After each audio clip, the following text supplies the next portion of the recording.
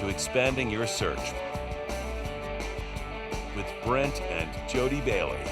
We are growing our circles of connection and knowledge with encouraging conversations and positive communications. Today, Brent and Jody welcome a longtime family friend. I've known this young lady most of her life. I was her youth pastor, and now she is an accomplished children's author. So excited to have Mandy Glaser with us today.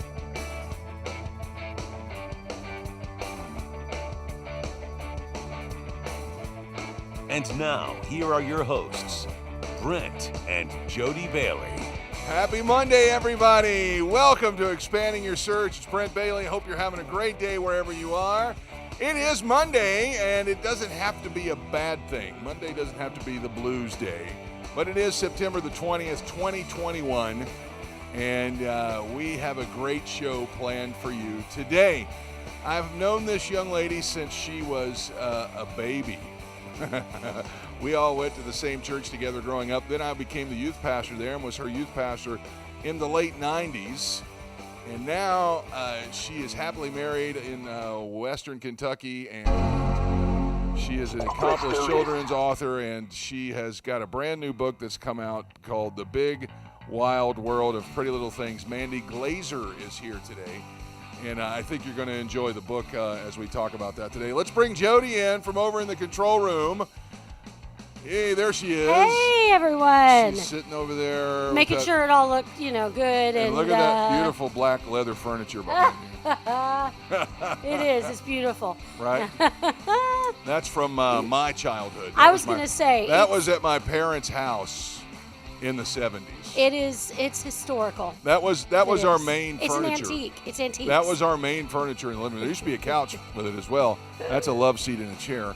But it was, somebody in our house, I don't know if it was my mom or my dad, thought it would be a good idea to have that as our real furniture. Have you ever laid or sat on that furniture? Yes, briefly. It's okay, it's so if you low. Got pants on. If you have shorts on, you stick to that like crazy. So imagine if you're laying around in your boxers or as a little kid in your underwear or whatever watching Saturday morning cartoons. Yeah. That was like... You were stuck there. Well, you were like either that or you were sweaty and gross all over. Right.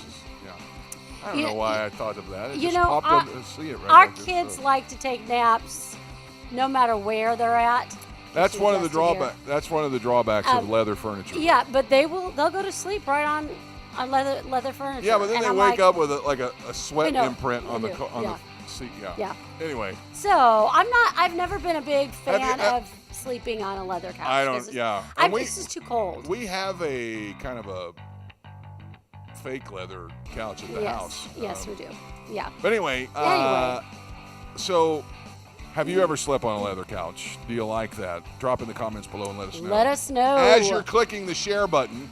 Today, if you do have somebody, if you have kids in your life, or if you know somebody that has kids or grandkids or whatever, you want to share the show today because Mandy Glaser is like I said, I've known her almost her whole life. Yeah. But she's a nice children's author now. This is her first time out getting this book published.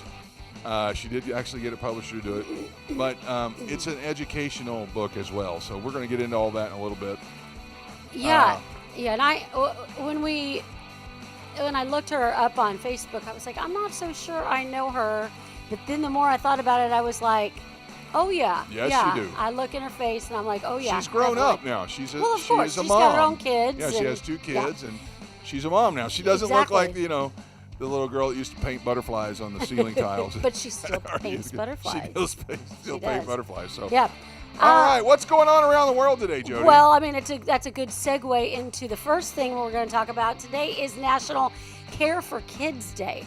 Now, I'm like, well, as parents, isn't that what you're supposed to do every day of your life? Yes. But this is just a day to recognize what kind of an impact, not just you as parents, but your teachers Wow. And daycare workers. You know, it's so even true. the cafeteria workers at kids' schools. If people would really rise to that and understand the impact and gravity that they have on kids' lives, this world would be a different place. It really would. Totally would. I mean, it amazes me when I hear stories about, people talking mean to children. Now, listen, I have substitute taught, and when I first started doing it, I'd have to really, really, really look at myself in the mirror and go, remember, these children belong to somebody. Yeah, they're not yours. They're not mine. Remember. Yeah, we had a really long career as youth pastors. Youth pastors, yes. And I found out that for the most part, if they were doing something stupid, the parents were okay with you speaking firmly.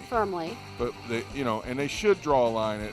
You don't call other kids, you should never call kids stupid anyway. No. But you don't call them names. You just firmly speak to them, and parents are usually okay with it. Yeah. And that was something I wouldn't trade that time of our life for anything. No, that was absolutely some of the best, not. funnest times in the world. So today is a day to really impact a child's life in a variety of ways. Honestly, just seriously, speaking to them in love.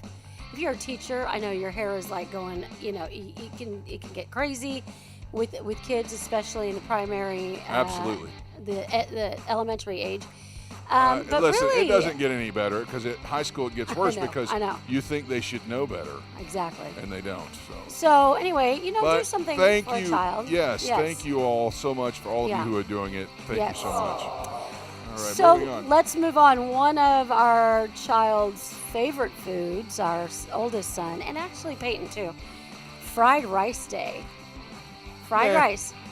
I mean, but they like it. I mean, Preston loves Chinese or Japanese. I like it with a little protein in it, though. Shrimp, egg, chicken, something like that. And that is how they say to prepare it. You can prepare fried rice in a variety of different reasons. And in fact, you can also prepare rice, cauliflower rice, and make fried rice. I've done that before, and it's really good. Yes, exactly. It's good for you. So, fried rice day. Are we going to do that?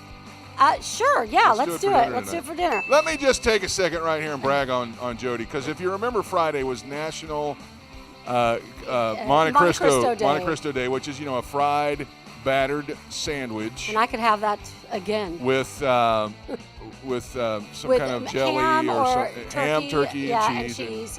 And we were wondering if we said it I said, are we going to do that tonight? And you said, well, yeah, I think we'll figure it out, and we're going to do it healthy. Yeah, so we used, if you want to write this down, if you want a healthy Monte Cristo, because we did it. Jody did it the other night. It was sola bread, which is kind of more of an egg-based bread instead of wheat. It's 2 grams of carbs. Yeah. That's it. And then we had Black Forest ham and turkey. And then we used sheep cheese, which is also called machingo. And it melts wonderfully. It melts wonderfully like regular cheese, and it tastes delicious. And then we used for the batter, egg white and milk. Mix it up. Mix it all up. Throw it in the skillet and fry it. It's great. And then we put a little sugar-free jelly on it. Yep. Sugar-free strawberry preserved jelly kind of thing. Yep. It was delicious. It was so good. I would have had 5 of them. In fact, I made And by that point, we should have just had the regular. Because I went ahead and made one for Preston, and you made regular ones for him. And Jordan. I made regular bread, and they were so good, and they really liked it. They had never had one before, and they were like, I don't know about the jelly, and they both were like, Preston doesn't really like fruit, so jelly is like no, but he tried it. But she did it, and if you want to know what it is, go back and watch this podcast again, and you can just copy the recipe down right when we're doing it. So all right, move on. So let's move on to something not so healthy. It's Pepperoni Pizza Day. So I like pepperoni pizza. I mean, that you can also do healthy. I was going to say cauliflower crust has saved the day for all of us who like pizza. Cauliflower crust it's made with a little bit of almond flour, but it is mostly plant-based crust, and it's good. It is good. It's very really good. So, and then you can put goat cheese or manchego cheese on it. Come on. I mean, you could do turkey pepperoni. You know what? I'm all for it. Let's go to Blaze Pizza right now. And make honestly, Dr. Sherwood should be proud of us because we do try. We have our days where we don't do everything right, but for the most part, it's pretty good. And then there's also String Cheese Day. Lots of food days today. String Cheese Day. Now that, I don't know if you could do it healthy because it's mozzarella based. If you probably didn't have any carbs with it, it would probably be. No. I mean, But that would For be the most more- part, for all the what we're protein. trying to do, we're trying to stay away from dairy. Right, cheese. right. So, but string cheese, I mean, did you like string cheese growing up? That's like asking if the Pope is Catholic. I loved it. I Before- pretty much. yeah. I have yet to find a cheese I don't like. Now I haven't tried any of the know, really you're a really cheese person. super strong ones, but I have tried some that people say are gross, and I love them. Yeah.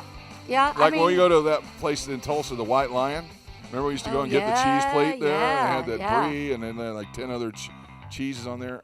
I tried them all and loved every one of them. Yeah. All so right. yeah. Okay. Cheese, and more cheese. You got Okay. anything? Yeah, I do actually. Do you know the food chain Jollibee? No, I don't. Okay, well, I have experienced them in certain parts of the country, but I really got to see them and have them in the Philippines. They are kind of like Chick-fil-A meets McDonald's. It's a kind of a, Okay. they have a little bee as their mascot. All right. But they are here in the United States. But they are now getting into the chicken sandwich wars as well. Oh, gee. Everybody is trying. You know what? What happened there is Chick-fil-A's sandwich changed the rules and changed the game, and they started. I mean, think about their business model. They do everything different. Right. That chicken sandwich is dry. There's nothing on it. It's chicken and bread and pickles. And that's it. There's no sauce. No. And You have to ask they're for the closed sauce. on Sunday. Mm-hmm. And they start breaking records, and everywhere they go, they're sold out. Yep. And it's so everybody's been trying to catch up. Mm-hmm. Okay, and so now they are doing. Jollibee is now getting into the act as well. Yeah. They have a spicy and a regular. Yeah. And so that's really something. So Yeah. then, okay, and then there was another piece of thing I was going to tell you here. Where is it? Okay, here it is. Popeyes. Speaking of chicken. Yeah. Popeyes has a new blackberry cheesecake turnover. Ooh, that would They're be calling good. it a fried pie. See, there you go, Popeyes. This is what they need to do. Well, they're going after like McDonald's now. So, anyway. Yeah, well, no, that one sounds really good. All right. And then lastly, okay, I don't know if I would try it or not. I would want to say I probably would, but here's one. There's a company called Hot Ones and Heatnist. These are two hot food companies, like spicy food. Okay. They're going together to make an ice cream nugget. What? But it looks like chicken nuggets. But I think the inside, it's like a fried ice cream nuggets. Okay. That would be good. I think it comes with Fried some ice kind cream, of ooh. like a dipping sauce of some kind, and it looks like it's honey. But I'm going to look here and see what it is. I don't know. It doesn't say what it is, but it's some kind of. Anyway, it's basically fried ice cream nuggets. Huh. I'm just going to say it right now, even though we like to eat healthy. That's a brilliant idea. It really That's is. Long, And it would be a small, long overdue. a small, like little part of that would probably be approved. I don't course know it's why fried. Mexican restaurants across Wouldn't the do it. United States have not had that on the Oh my menu gosh, for that would be 20 years. good. That is a brilliant idea. Come on. So, Somebody watching us, let them know. all right. Well, that's all I have.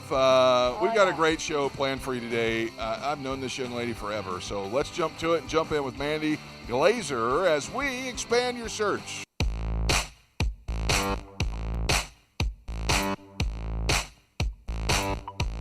I'm really excited about my guest today. She is somebody I've known almost her entire life. She's a children's book author for the first time, and when I had her as her youth pastor back in the day, she used to draw butterflies. We had each student had their own tile in the drop ceiling, and she put butterflies all over hers, and she was so proud of the fact that she knew the Spanish word, which was mariposa, and she wrote it all over her tile, and she was a great little illustrator back in the day. But now she's grown up to be her own author along with her husband, Danny. They met in Savannah, Georgia, while they were attending college, the Savannah College of Art and Design. They spent some time living in Austin, Texas, which is a great city. But now they reside back in Kentucky, where they have two children, Rosie and Harlan. Danny is a firefighter, and Mandy is a stay-at-home mom. who they are also in the process of raising up a farm. Together, they are pursuing their dreams of having that small little farm, raising kids, and camping. Can't wait to talk to her about that. Mandy's first book is right here. It's called The Big Wild World of Pretty Little Things. She's working on a couple other books as well, and we're so excited to have her on the program. I haven't seen her in a while, but she is a member of one of the first youth groups I ever pastored way back in the late 90s, early 2000s. So please welcome to Expanding Your Search today, Mandy Glaser. Mandy, how are you? It's so good to see you. I feel like it's been way too long. Oh, it has been a long time. I'm good. Yeah. Thanks for having me. I was just going through Facebook one day, and you posted a link about this book on there, and I couldn't believe it. I was so excited for you to see that you were doing that. Before we get into the book, let's talk about what you've been doing for the last 20 years. How did you? Well, how'd you wind up in Savannah? Well, I did my undergrad at Moorhead, and I studied art. And then it was, I was graduating, and I decided that I was going to go to graduate school. So I applied to a couple different schools, and Savannah was the one that I ended up choosing. And I studied photography there. And did you like that? So, you always seemed like you were kind of an artsy, student when I had you as a student in the youth group. Did you really get into photography? yeah, I was doing landscape photography. They were like large format, the accordion cameras that you see from like a long time like today. And so using that type of camera, making landscapes, they kind of look like a painterly photograph. And I did enjoy it. And I still do photography today, and it's something that, I'll probably always do. But then I started illustrating once I lived in Austin. Yeah, now I know that many folks, if they've ever been to Austin, of course, we lived in Oklahoma for a number of years, and not too far from Austin. That's a very artistic place. Music, art, painting, photography, everything happens in Austin. Tell me about your time there. What were you doing there? I was working like 4 different jobs. I was an artist assistant. I was working at a pottery studio. I was also an art teacher. I got out of graduate school like maybe around 2007 during the recession, and a lot of the art jobs became part-time.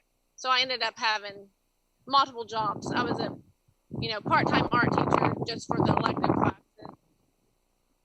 So I was working in the art field. That's awesome. That's when I started illustrating. I was thinking, I wanted to make something with art, but I wanted it to be something that wasn't necessarily in a gallery that only other artists or yeah. Okay. I actually took a little art community class for publishing children's books. And so this your first time out here, the big wild world of Pretty Little Things. Tell me, what was your motivation behind this writing this book? And I guess you wrote it alongside your husband, Danny. Yes. So, nature and like natural sciences was always an interest. I collected nature books when I was a child. I could name insects and birds. So nature has always been part of my art, whether I was doing photography or painting. As far as the book process went, I started it wasn't all planned out. I would choose an animal. I started experimenting with marker and color pencil, and I made one drawing, and then that one led to another one, and they were somehow, each one was connected. Once I got the drawings finished, then it came time to write the book. I knew what, each page was about, but my husband was better at, creating a rhyme or a rhythm that flowed. So he helped me put the words together. The thing that Jody and I both noticed when we ordered a copy ourselves and got it off of Amazon. The thing that we both noticed is that it's not only is it a nice rhyming book, but you take the time in the back to kind of be educational and talk about some of the words that you use in there that maybe some children wouldn't understand. You have a whole answer key in the back of the book where you're talking about what's an herbivore, what's a carnivore, what's a what's a predator and a prey and pollen and all of that. And you go through it. Was that a sweet spot for you that you really felt was necessary to help teach the kids? Well, yeah. So one thing too, I wanted to make a book that, children's books are for children, but I wanted it to be something that could be enjoyed by a lot of people. And that goes back to my interests of liking science and nature at the same time. It was important that it wasn't just a little story, that it was also educational. And then the main text of the book is more like a rhyme and a poem, a creative writing. But I wanted everybody to know exactly what each thing was about and how they were connected, and just a little bit more information. That way, it could be approached in different ways. How much of this is from your childhood? Because I noticed page 1, as soon as you start off, great big butterfly, and I see them on your shirt right there, and I know this was a big thing for you as a kid growing up. How much of this? Because I know you didn't grow up on a big farm, but you definitely grew up in the country. How much of this was memories for you? Well, the first page isn't a butterfly; it's a Luna moth. Yes, you are correct. And my grandfather, who lived right beside me, he actually used to catch them when I was a child and put them in a mason jar and, poke holes in the lid so it could breathe. And he would bring it to me and my brother when we were kids. And then we would let him go that night because those are nocturnal. So we could keep them during the day, let them go at night so they could do their thing. But actually the characters go all the way from my childhood, like that first one, all into adulthood, because some of the animals I probably weren't aware of, such as the tortoise and the agave plant toward the end of the book, because I started living in Texas, and then I became more aware of plants like agave plants that aren't native to Kentucky but are in Texas. Yeah, that's very interesting. I know when we lived out west, we actually did make it into Mexico, where we got to experience agave for the first time ourselves, and it was, I'm glad that you said that, because it does. I could see pages of this as I was looking through it, and I was like, oh, I could see her experiencing that here when she was growing up, when she was. But then when you got to that part, you could definitely see that you've definitely traveled. Yeah, some of the later pages definitely are more inspired by West Texas and Austin. We actually got married in West Texas, Big Bend National Park. So those beautiful. last couple of pages look more like those illustrations. Yeah, I think we visited Big Bend National Park, which the one that has the environment with the rabbits and stuff. Probably more inspired by that too. Now, you used some different types of material and processes when you were writing and creating this book. Tell us a little bit about that. So I started with that book. I experimented with something that I hadn't really used before. They were art. It's actually art markers and color pencil. So it's pretty simple. It was something that I wanted to feel like I had a little bit more control than paint, and I had saw some other people's art made with art marker, and I wanted to try that out. Once I got the drawings finished, I scanned them and used InDesign, to make a nearly finished book. Yeah. But ultimately, I handed it over to my publisher. Well, and that's where I was kind of going to go next. For a lot of people that do first-time books, first-time publishers, and a lot of folks do it themselves. You actually handed it over to a publisher. What was that process like? How did you find a publisher? And what was that whole? Walk us through that. So again, I went to art school, but I didn't know much about the publishing business. So I took a community art class, I suppose, in Austin. That was after I graduated, and it was geared toward publishing children's pictures books. So it was really specific, down to the page numbers and the word count. And then once I took that class, I had more of an idea. I actually completely nearly finished the book and had a finished book to present to the publisher. A lot of people might not have that. They might just have an idea, an illustration, and the text, and then they start submitting. But I had a nearly finished book. I started submitting to literary agents and publishing houses. They all have specific guidelines for their submissions, like when you can submit, how you submit, whether it's online or whether it's through snail mail. I ended up probably submitting to over 100 publishers. I ended up taking a break for a couple years after not getting very far in the publishing side of it. And then when I picked up again, I immediately got a hit from Line by Lion publisher. Yeah, what a great name for a company, Line by Lion. And I don't know if Jody can show the logo right there. It's a lion's head. It's a really, really cool name for a company. Now, as you're in the process of marketing this, getting this thing out there, it is available right now on Amazon. I believe we're going to put a slide up and show where you can pick up a copy of The Big Wild World of Pretty Little Things by Danny and Mandy Glaser, and it is illustrated by Mandy herself right there at Amazon. You can also get it on Target and Barnes & Noble.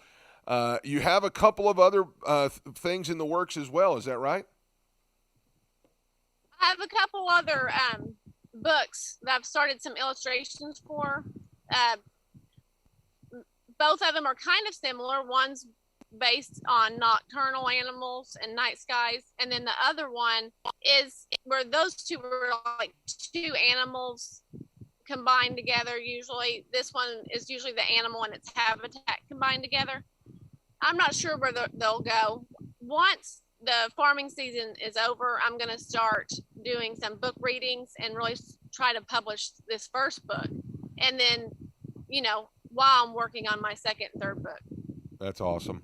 Mandy, I really just am so proud of you and so happy for you that you're able to make this dream come true for yourself and for Danny and your kids. I know Jody and I discussed it the other day. We were getting ready for this interview, and our son Preston, who's 14 now, when he was young, he was this kind of kid. He loved the animals outside, and we talked about how much this would have been right up his alley when he was younger. Folks, this is the book right here, The Big Wild World of Pretty Little Things. Pick up a copy of it for your kids, your grandkids today. I promise you, it is a good, cute little read with great illustrations by a young lady I've had the pleasure of knowing just about her whole life. Best of luck to you, Mandy. Right here, if you would like to follow along on her and Danny's adventure in farming or in the publishing world, you can do that on Facebook and Instagram at Mandy Sue Glaser. And you can also find more information about them. Right there it is, mandysueglaser.wixsite.com/Mandy Sue Glaser. And then there's also a /Mandy Sue Photography. You can follow along on their professional exploits as well. Best of luck with this, Mandy. I hope that we can have you back on when you have your next book come out. And we like I said, I'm just so super proud of you and super happy for you, and wish you nothing but the best. Thank you. All right, have a great rest of your day. That's Mandy Sue Glaser. Here it is one more time. The Big Wild World of Pretty Little Things, available now on Amazon, Barnes & Noble, and Target. All right, let's stop for directions.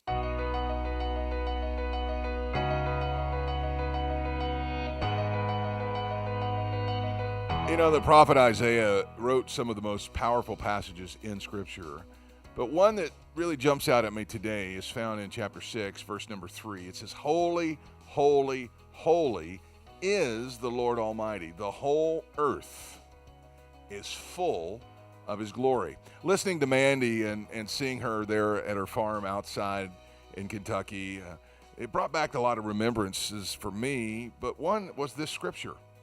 the whole earth is filled with his glory. God has created a beautiful world around us that screams loudly how good God is. All of creation is an absolute statement of the beauty, nature, and even character of the God that we serve. The things that we see that we maybe stop and take our breath away. Sometimes it'll inspire us. The times that we go outside and it calms us down. Think about that. Whenever people need to refresh or rest, where do they go? Usually it's back to nature. Is it because that nature in and of itself has the power to heal us? No. I believe it's because all of creation is a testimony to the goodness of God. And when we stop to experience that testimony, we are, by accident actually, having our faith strengthened. That's right. I believe it's not the power of nature. It is the faith-building testimony of all of creation that God is good, that Jesus is Lord. It's the fact that causes that refreshing to come into our hearts and our lives to be strengthened. That's a wonderful thing in a book like Mandy's. It's a cute little look at the testimony of a creation and what it does for those who will embrace the Creator into their life. That's going to wrap it up for our show today. I'm so grateful to Mandy Glaser for coming by and being with us today. We're excited for your new book, Mandy, This Big Wild World of Pretty Little Things, available now from Amazon, Target, and Barnes & Noble. Get your child a copy of this beautiful book today. Thanks to Jody for another great show over there in the control room. I hope we helped you expand your search today. Join us next time and have a great day, everybody. Thanks for joining us today. Connect with us on @ExpandingYourSearch on Facebook and Instagram and @ExpandingSearch on Twitter. Relive any of our episodes on YouTube. We're available wherever podcasts are found, including Spotify, iHeartRadio, Apple Podcasts, and Google Podcasts. You can also download the Direction Ministries app on iOS, Android, Apple TV, Roku, and Amazon Fire. Take some time today to expand your search and stop for directions.